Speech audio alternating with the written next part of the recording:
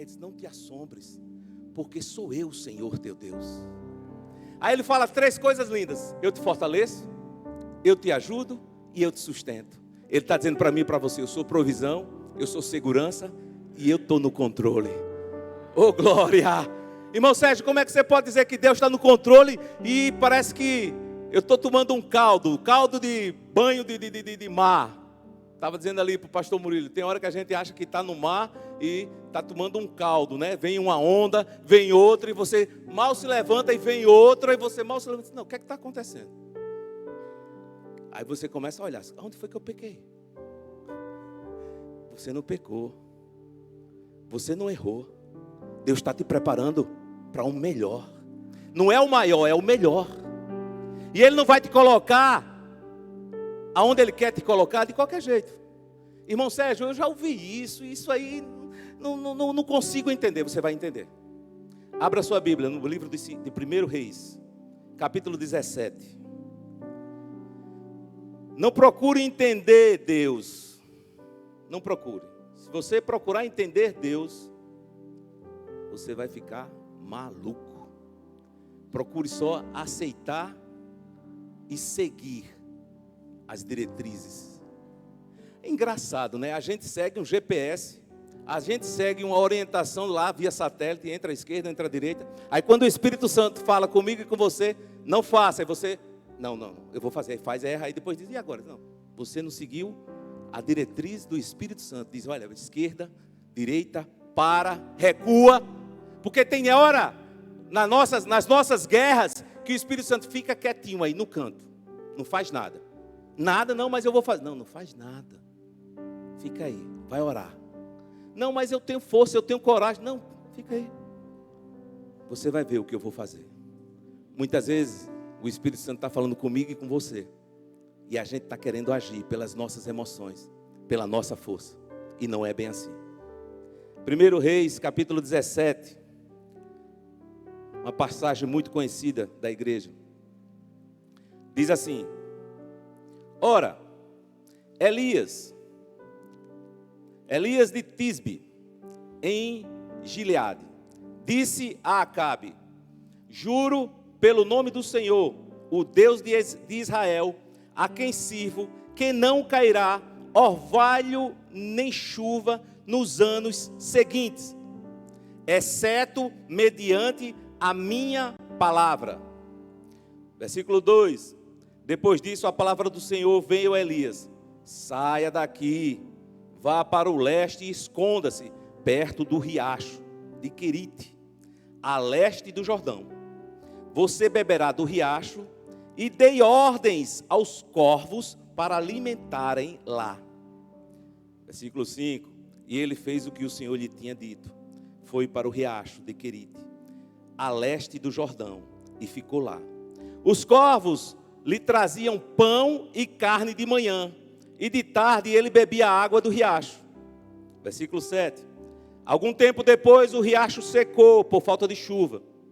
Então a palavra do Senhor veio a Elias: vá imediatamente para a cidade de Serepta, de Sidom, e fique por lá. Ordenei a uma viúva daquele lugar para lhe fornecer comida. E ele foi, e quando chegou à porta da cidade, encontrou uma viúva que estava colhendo gravetos. E ele a chamou e perguntou: pode me trazer um copo d'água numa jarra para que eu beba? Para eu beber?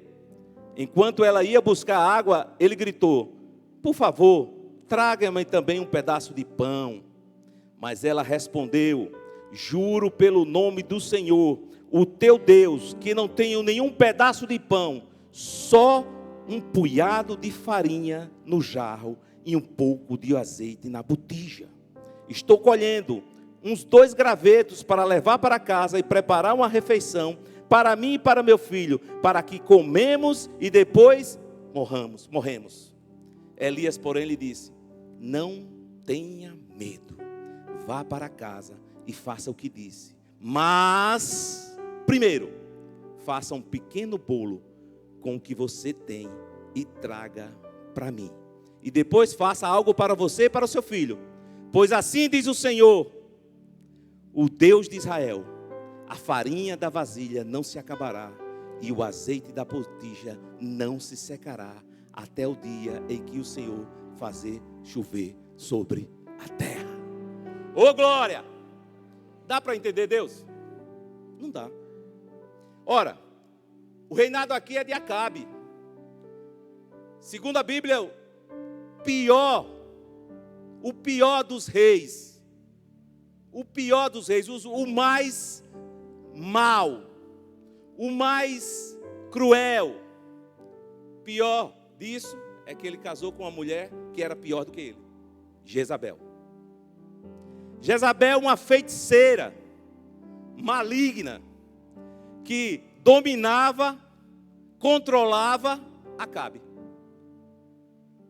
Acabe, apesar de ser mau, apesar de ser ruim, ele era totalmente influenciado por Jezabel.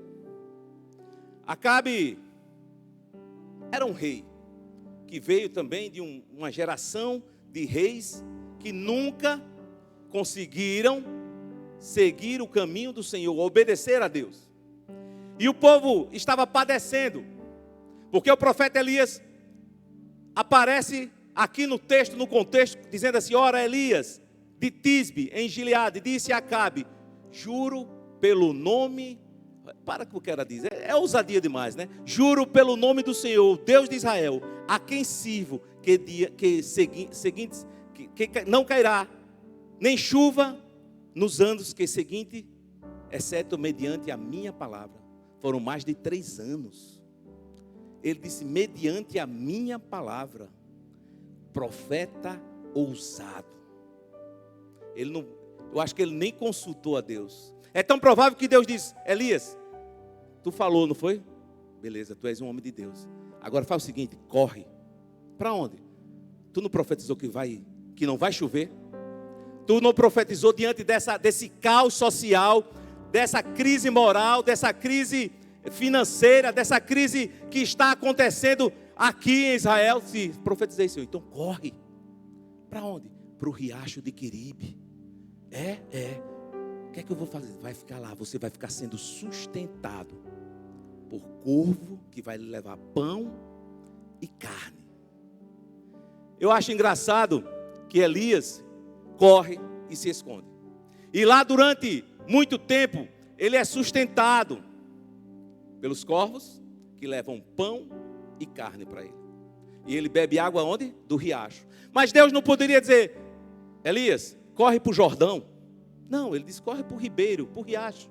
Um pequeno rio. Vai ficar lá. Deus não disse: corre para o Jordão. Ele disse: corre para o riacho, para o Queribe. Que quer dizer o quê? Sob medida. O nome em hebraico quer dizer sob medida. É como Deus está dizendo: eu vou te moldar lá no riacho. Eu vou te preparar, Elias. Eu vou moldar o teu caráter lá no riacho. É sob medida. Eu quero você na minha medida certa. E ele vai para o riacho, obedecendo a Deus. E Deus manda os corvos, que chamamos aqui de urubu. O que é que o urubu come? Carne. E o que é que ele levava para Elias? Pão e carne. E eles não poderiam comer? Poderia, mas a ordem veio de cima, gente. A ordem veio de Deus. Sabe o que é que ele diz aqui? Depois disso, a palavra do Senhor veio a Elias: saia daqui, vá para o leste, esconda-se perto do riacho de Querite, ao leste. Você beberá do riacho. E dei ordens. Deus está dizendo: eu dei ordens. A natureza, os animais, as aves me obedecem. Eu dei ordens para que corvos te sustentem, Elias. Vai para lá, corre. Sabe por quê, Elias? Porque Acabe vai te perseguir. Sabe por quê, Elias? Porque você tem que ser moldado, tem que ser preparado. Eu vou forjar o teu caráter lá no riacho de Queribe, que quer dizer sob medida. E ele corre para lá. Ele obedece a Deus. Ele vai para o riacho de Queribe. E depois de algum tempo, depois de um certo tempo, a palavra de Deus diz aqui no versículo 4, versículo 5: e ele fez o que o Senhor lhe tinha dito. Foi para o riacho de Querite, a leste do Jordão, e ficou lá. Os corvos lhe traziam pão e carne de manhã e de tarde, e ele bebia a água do riacho. Algum tempo depois, o riacho secou, por falta de chuva. Então a palavra do Senhor veio a Elias: vá imediatamente para a cidade de Serepta, de Sidom, e fique por lá. Ordenei, olha aí, de novo, ordenei a quem? A uma rica viúva? Não, a uma viúva, que se olhar, estava mais passando fome e necessidade do que o próprio Elias. Como é que dá para entender? Porque Deus não mandou Elias procurar na cidade uma mulher rica, um casal rico, uma viúva rica de posses. Ele diz: vai lá, porque eu já ordenei a uma viúva para te sustentar. Eu ordenei, eu falei, eu determinei. Aí, ele diz aqui: vá imediatamente para a cidade de Serepta, de Sidom, e fique por lá. Ordenei a uma viúva daquele lugar que lhe forneça comida. Sabe de uma coisa? Muitas vezes a gente não entende como Deus age. Porque nós, pela lógica humana, pela lógica e pela natureza humana, a gente sempre espera de alguém que tem posses e não de alguém que não tem nada. Quando a Bíblia fala aqui sobre Elias de Tisbe, Tisbe era um vilarejo lá nas montanhas de Gileade, era um vilarejo que ninguém mal conhecia. Elias não era um profeta que veio da escola dos profetas. Elias não era um profeta de família sacerdotal, de família rica. Elias, aqui pra gente, era ninguém. Era um Zé Ninguém. Ninguém conhecia Elias. Ninguém sabia de Elias. Elias não tinha um costa forte, não tinha um braço forte que colocasse ele à frente. Mas deixa eu te dizer uma coisa. Deus disse que escolheu as coisas loucas desse mundo para confundir as que acham que são. Deus disse que, sabe, Ele pega as coisas vis que não servem para nada e confunde a terra, usa para a glória dEle. Para a glória dEle. Por isso que eu e você, nós não éramos ninguém. Mas Ele nos colocou na presença dEle, nos colocou aqui nessa igreja, está nos limpando e está dizendo: eu vou, eu quero e ordenei, eu quero te usar. Aí a gente não entende. Tisbe, não significava nada. Aí Deus pega um Zé Ninguém e diz: é você que eu vou usar para a glória do meu nome. Elias obedece. O cenário era o pior possível: crise hidráulica, financeira, moral. Os personagens: Acabe, Jezabel, Elias. E agora uma viúva que a Bíblia não diz o nome, só diz uma viúva. E ele diz: algum tempo depois o riacho secou. No versículo 9: vai imediatamente para lá, ordenei a uma viúva daquele lugar que lhe forneça comida. E ele foi. E quando chegou à porta da cidade, encontrou uma viúva que estava colhendo gravetos. Ela não estava na porta da casa dela, ela não estava em qualquer outra rua, ela estava na porta da cidade colhendo gravetos. Sabe o que é? Gravetos? Restinho de madeira para fazer lenha, para fazer o fogo. Aquela viúva, ela estava dizendo, em outras palavras: eu já procurei na vizinhança, já procurei lá em casa, já colhi tudo que tinha, agora eu estou aqui na porta da cidade colhendo gravetos para fazer a minha única e última refeição. Caos total. A fonte acabou. E ela havia recebido uma ordem de Deus, do Senhor, para sustentar um profeta. Eu imagino aqui, quando Deus falou com ela, que é determinante quando a palavra de Deus diz: eu ordenei, eu falei, Eu já consultei, eu já falei para essa viúva que ela vai te sustentar. Você já imaginou Deus falando com você? Você totalmente liso, quebrado, sem nada. E Deus diz, olha, eu vou mandar fulano e tu vai ajudar. O quê? Aí você olha assim, eu não estou nem me colocando em pé. Como é que eu vou ajudar? Aí você diz, Senhor, é você. Aí você diz, não, eu estou ficando maluco mesmo. Eu acho que essa viúva disse, não, Deus não está falando comigo. Aqui deve ser, ele errou o endereço. Deve ser com outra pessoa. Como é que pode? Eu estou aqui colhendo gravetos, ele está dizendo que vai mandar um profeta para que eu sustente. Eu estou fazendo a minha última refeição. Depois dessa refeição, eu e meu filho vamos comer e morrer. Veja só, o profeta chega. Acredito que nem ele mesmo acreditou. Por que, irmão Sérgio, você está dizendo isso? Quando a gente lê, a gente começa a entender as coisas. Sabe o que é que ele diz? Quando chega e encontra a viúva, ele não pede o pão de imediato.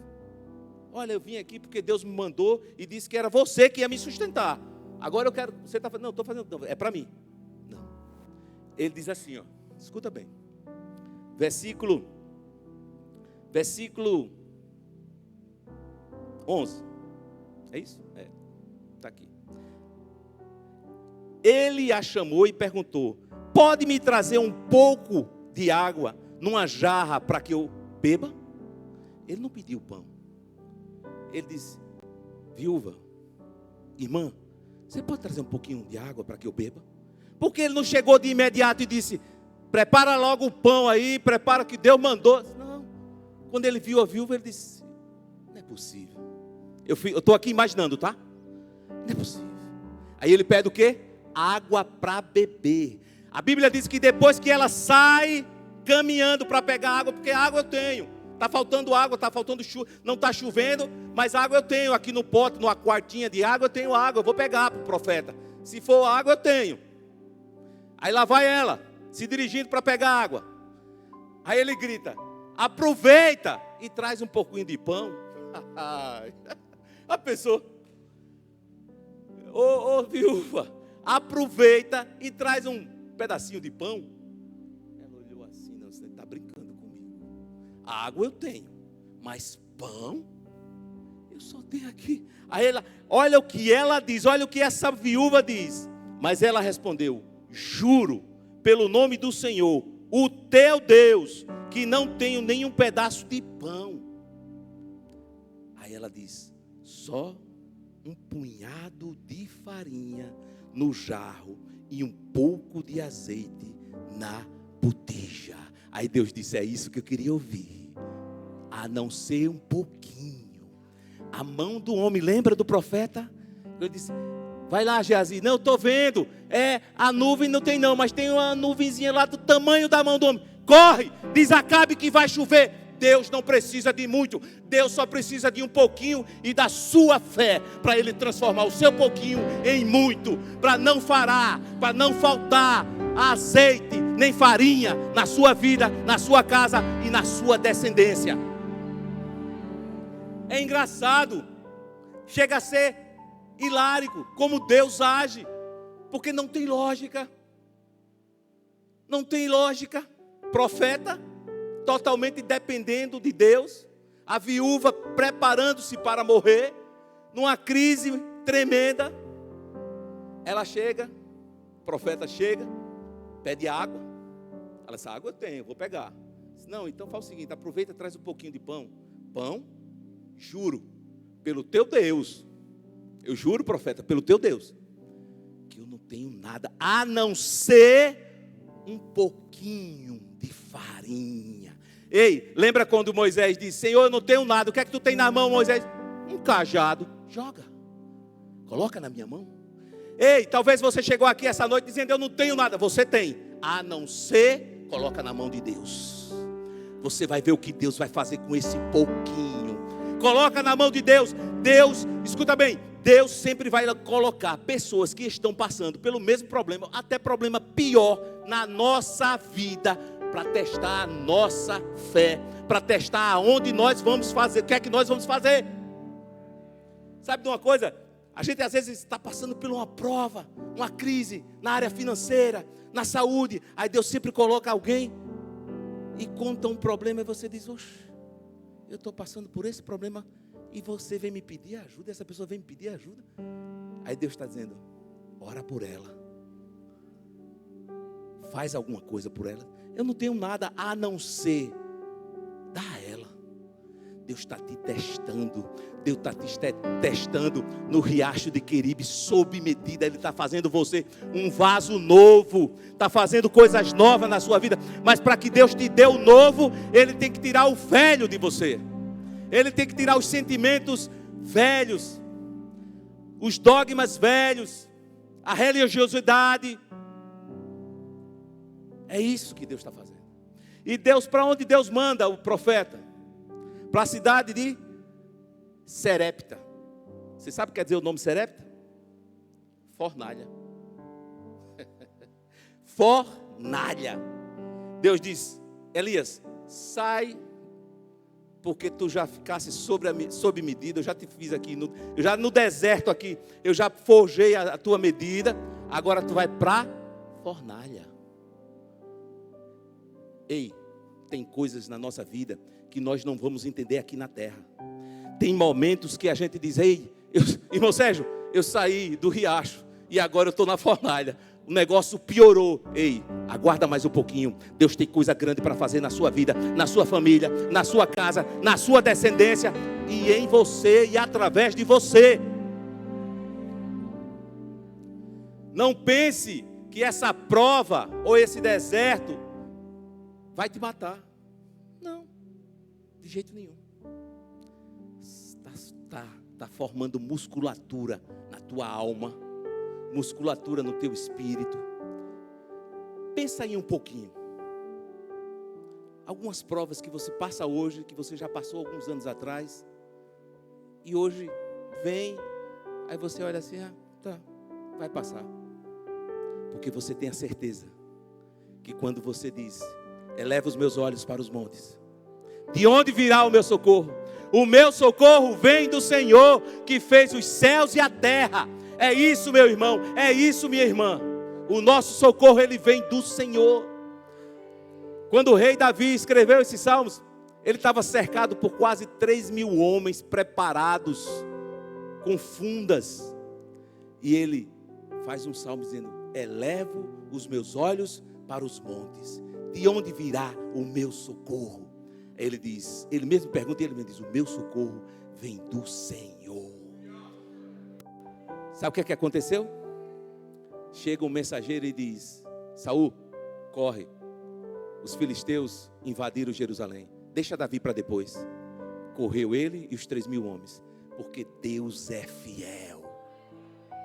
Deus é fiel. Se Deus fez na vida de Davi, se Deus fez na vida dos profetas, Ele continua o mesmo, Ele vai fazer na minha e na sua vida. E ela diz: juro pelo nome do Senhor, o teu Deus, não tenho nenhum pedaço de pão, senão um punhado de farinha no jarro e um pouco de azeite na botija. Estou colhendo os 2 gravetos para levar para casa e preparar uma refeição para mim e para meu filho, para que comamos e depois morramos. Elias, porém, lhe disse: não tenha medo, vá para casa e faça o que disse, mas primeiro cumpra o que Deus lhe ordenou. Faça o pão, primeiro pedaço, e me dê. Sabe o que Deus está dizendo para mim e para você? Eu não já mandei? Eu não já ordenei? Falta você obedecer. Eu já mandei, eu já ordenei, eu já dei a direção, mas você ainda não deu um passo de fé. Irmão Sérgio, o que é um passo de fé? É mesmo no escuro, sem ver nada, sem ver o chão, o Senhor dizer: vem, e você dá um passo, e Ele vai criando chão para você, e você vai fazendo. Ei, não é loucura não, é fé. É dizer: Senhor, eu ouvi a tua voz, eu entendi o recado, e agora eu vou em frente. Sabe o que é que Deus, quando Moisés está diante do mar, e Faraó vem com seus cavaleiros atrás, e Moisés chega e diz: Senhor, e agora, o que é que eu faço? Moisés, você já orou, você já trouxe o povo até aqui, Só dá uma ordem. Diga o povo que marche. Se levanta, Moisés, e marcha. Eu já lhe dei a direção, eu já lhe dei a ordem, eu já lhe mostrei o caminho. O que é que está faltando? Marchar. E a Bíblia diz que ele se levanta, pega o cajado e o mar se abre. O que é que está faltando? Deus já falou, já ordenou, e você está dizendo, só se realmente Deus falar. E Deus fala uma vez, Deus fala a segunda, retorna a falar num culto como esse, e você está esperando o quê? Que Deus mande um anjo para lhe dizer que marche, que você não vai morrer nesse deserto, que a sua descendência vai comer do que você está plantando hoje. Ei, eu não vim aqui brincar, eu não vim aqui simplesmente pregar, eu estou pregando o que eu estou vivendo. A luta ou as lutas sempre vão existir. Qual é a diferença? A diferença é a presença de Deus na minha e na sua vida. O que Moisés disse? Senhor, se a tua presença não for comigo, não manda anjo não. Moisés era meio ousado, não era? Meio não, totalmente ousado. Se tu não fores comigo, não faça eu dar um passo. Você tem que acordar de manhã e dizer, Espírito Santo, vem comigo. Se o Senhor não vier comigo, eu não tomo decisão nenhuma. Algumas vezes eu oro e digo assim, Senhor, se eu tomar alguma decisão pela minha emoção, e o Senhor vai ver, está vendo que eu vou me arrebentar, desfaz tudo. Desfaz, eu te dou autorização. Toma, quer que eu assine o que aqui no mundo espiritual? Eu te dou autorização para o Senhor desfazer, mesmo que eu ache que é para o meu bem, mesmo que eu ache que é um negócio que vai render lucros e mais lucros. Se o Senhor vê que eu não vou, que vai me prejudicar, que vai prejudicar a minha família, Senhor. É uma oração ousada, é. Sabe por quê? Porque você está, eu e você estamos aqui. Deus já está lá. Deus já está no teu amanhã. Deus já sabe tudo. Deus já traçou o plano. Deus já está te dando lâmpada para os meus pés é a tua palavra. Escuta bem, lâmpada para os meus pés é a tua palavra e luz para o meu caminho. Se você seguir o que diz a palavra, se você seguir os conselhos do Senhor, você não vai tropeçar em buraco, porque ela é lâmpada para os seus pés e luz para o caminho. Então você não cai no buraco e nem erra o caminho. Você não tropeça em buraco e nem erra o caminho, porque você vai estar firmado na palavra. Irmão Sérgio, como é que eu saio dessa crise? Foi um de repente, irmão Sérgio. Eu estava tranquilo, eu estava, sabe, e de repente a tempestade veio, e de repente veio o furacão, e veio o migrador, veio o devorador, veio tudo, aí o negócio está terrível. Quer um conselho? Eu vou te dar um conselho. Isaías 64:4. Desde a antiguidade ainda não se viu, nem com o ouvido se ouviu, nem com olhos se percebeu um Deus que trabalha por aqueles que nele espera. Espera no Senhor e você verá o que Ele vai fazer. Não se desespere, não tome atitudes precipitadas, não tome atitudes que você acha que vai, não, eu tenho que fazer assim. Espera no Senhor. Esperar no Senhor não quer dizer sentar e ficar na inércia. É orar, é buscar a presença de Deus e dizer, por onde eu vou? É aqui? Como é que eu saio dessa crise, Senhor? Foi eu que me meti, Senhor. Como é que eu saio? Como é que eu pago os credores? Chama, conversa. Seja sincero com eles e com você. Aliás, não minta para você mesmo. Não minta. Fé não quer dizer que você tem uma enfermidade e você fica declarando: eu estou curado, eu estou curado, eu estou curado, eu estou curado. Não. Aqui não tratamos de positivismo. Não. Eu estou curado. Não, não. Senhor, eu tenho essa enfermidade. Mas a tua palavra, ela diz que o Senhor já levou sobre si as nossas dores. Então eu declaro a tua palavra. E conforme a tua vontade e a tua palavra, eu estou curado. Eu estou tomando esse remédio, Senhor. Mas os médicos vão em breve, porque eu vou me cuidar. Os médicos vão em breve me dar um diagnóstico. E esse diagnóstico vai ser um diagnóstico positivo. É assim que eu e você temos que fazer. Não fugir da verdade. Não. Tem algumas religiões, alguns chamam de seita, que diz que eu e você não pode ficar doente. Não pode ter depressão. Então, os profetas estão todos errados. Jonas, Elias, Eliseu, homens que Jonas que pediu para morrer porque Deus salvou 120 mil pessoas, sírios. Não, é uma doença física da alma. Existe opressão? Existe. Mas Deus está dizendo: eu sou o Deus dos psicólogos, dos psiquiatras. Busca a minha face. Eu uso pessoas. Eu faço coisas. Ele chama a existência aquilo que existe, aquilo que não existe. Gente, você já imaginou? Teu problema não tem solução para os médicos, não tem solução para os economistas, não tem solução para ninguém. Mas Deus chama a existência, a solução. Ele abre uma porta que você nem sequer imagina. Ah, não, vai vir do norte. Não, Deus diz: não, vem do sul. Não, vem de cima. Sou eu que estou no comando. Se Deus pega um profeta totalmente dependente, que estava sendo alimentado por corvos, leva para uma viúva nas últimas, quebrada, prestes a morrer, e sustenta os dois. Olha o que a Bíblia diz, para começar a concluir e encerrar. Elias, porém, lhe disse: não tenha medo, vá para casa e faça o que disse. Mas primeiro, faça um pequeno bolo com o que você tem e traga para mim. E depois faça algo para você e para o seu filho.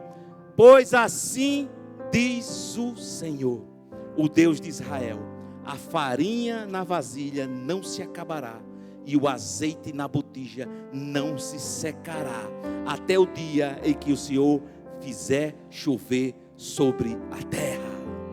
Ela foi e fez conforme Elias dissera. E aconteceu que a comida durou muito tempo para Elias e para a mulher e sua família. Ei, Deus está dizendo: o que você está fazendo hoje, o passo de fé que você está dando hoje, não é só para você, é para toda a sua família. Quem vai comer, quem vai usufruir, não é só você, é toda a sua família. Porque o profeta foi sustentado, a viúva foi sustentada, a família da viúva foi sustentada. Eu não sei qual luta você tem travado, mas eu sei de uma coisa: que o mesmo Deus de Elias, Ele está aqui essa noite. O mesmo Deus de Elias que operou milagres junto a Elias, junto a uma viúva, Ele está aqui essa noite. E Ele diz para mim e para você: quando passares pelas águas, não te afogará. Quando passares pelos rios, as águas não te submergirão. E quando passares pelo fogo, a chama ardente não arderá em vós. Sabe o que é que Ele está dizendo? A crise veio, mas eu estou com você. Ei, crente, se alegra, porque Deus está contigo, está comigo. A crise veio, a tempestade veio, o dilúvio veio, mas Ele dizendo: ei, não se preocupa não, eu estou com você, o barco não vai afundar não, eu estou dentro. Ah, mas não tem jeito. Ele diz: eu sou especialista a ressuscitar Lázaros, eu sou especialista a fazer milagres, eu sou especialista a tirar sonhos da gaveta e tornar em realidade. Então eu te digo essa noite, pelo sangue de Jesus, creia não pare de crer, e não pare de acreditar, e não pare de orar, porque Deus vai fazer. Deus vai fazer. Irmão Sérgio, eu não tenho como mais crer, porque a situação chegou a um ponto que eu não vejo mais solução. Parabéns, o Deus do impossível está aqui. É impossível? É? Parabéns. Clama a mim, e eu te responder-te-ei. Buscar-me-eis, e me achareis, quando me buscardes de todo o vosso coração. Chega em casa, fecha a porta do teu quarto, vai para o teu secreto, se ajoelha, bota a cara no pó e chora, grita: Senhor. Irmão Sérgio, não dá para gritar, então faz do teu jeito, fala com Deus, cria uma intimidade com Deus. Deus está dizendo essa noite: eu tenho a solução do teu problema, mas eu quero que você me busque de todo o vosso coração. Eu quero que você quebre protocolos e que você venha para a minha presença sem religiosidade. Mas eu vou chorar, vai malhar minha maquiagem, daí depois faz outro. Mas eu vou chorar, eu vou sair com aquela cara, daí você está na presença do Rei dos Reis, do Senhor dos Senhores.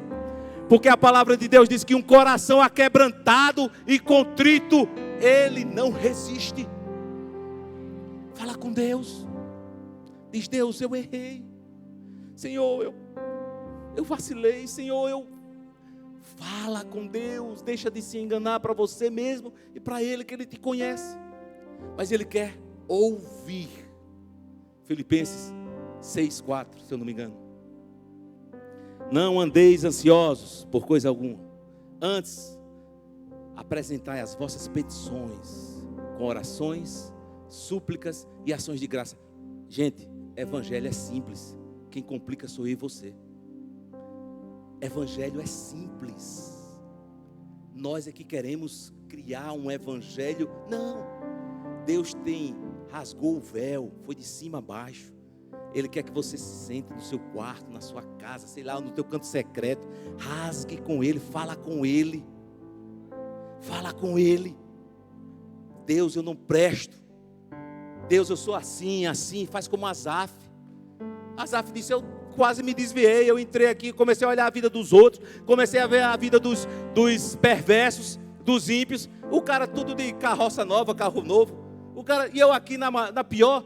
Aí quando eu entrei na presença de Deus, na casa do Senhor, é que eu entendi. Porque o entendimento humano é limitado, mas esse entendimento ele tem que vir de cima. Escute, presta atenção. Você tem livre acesso ao Senhor. Mas eu quero pedir oração, peça, é ótimo. Mas você tem livre acesso. Entra no teu quarto, fecha a tua porta, ora em secreto. E o Deus que te vê em secreto vai te recompensar. Isso é lindo. De que forma Ele vai te recompensar? De que forma? Publicamente. Para a glória sua? Não, para a glória dEle. Ele vai te recompensar publicamente. Vamos ficar de pé. Publicamente. O que você quer? O que é que tem te impedido de buscar a face do Senhor? É a religião? É o protocolo de não querer? Você tem livre acesso, meu irmão. Deus só está esperando. Ele diz assim: ei, eis que eu estou à porta. Porta do teu coração. Eu bato. Maria, João, Carlos, Sérgio. E aí, abra a porta. Eu quero entrar. Sabe qual é a nossa preocupação? É que a gente diz: não, eu não vou abrir a porta agora não, que eu preciso primeiro me organizar. E Deus diz: não, vem, do jeito que você está mesmo. Eu vou entrar e vou começar a entrar nos seus cômodos. E vou organizando tua vida financeira. Como assim? Deixa eu entrar na tua vida financeira, apresenta para mim. A tua saúde, o teu cônjuge, o teu casamento. Vai apresentando, vai dizendo: Deus, olha, está assim, está tudo troncho. Coloca amor no meu coração pela minha mulher. Coloca amor no coração da minha mulher por mim. Deus, faz o milagre. E você vai dizendo: Deus vai entrando. vai entrando. Deus abre uma porta. Deus, eu errei, abre uma porta de emprego. Deus abre, e Ele vai entrando. Ele vai fazendo, Ele vai fazendo. E você vai vendo que Deus gosta, ama de abençoar aqueles que o buscam. Eu quero orar por você. Mas antes de orar, eu quero lhe fazer um convite. Tem alguém aqui essa noite que, ouvindo essa palavra, o Espírito Santo falou com você e você deseja aceitar Jesus? Deus abençoe aí você, meu irmão. Glória a Deus. Tem mais alguém aqui? Tem mais alguém aqui que andou ou anda, está afastado dos caminhos do Senhor, e essa noite essa palavra impactou sua vida, e você está dizendo: eu preciso desse Deus que o irmão Sérgio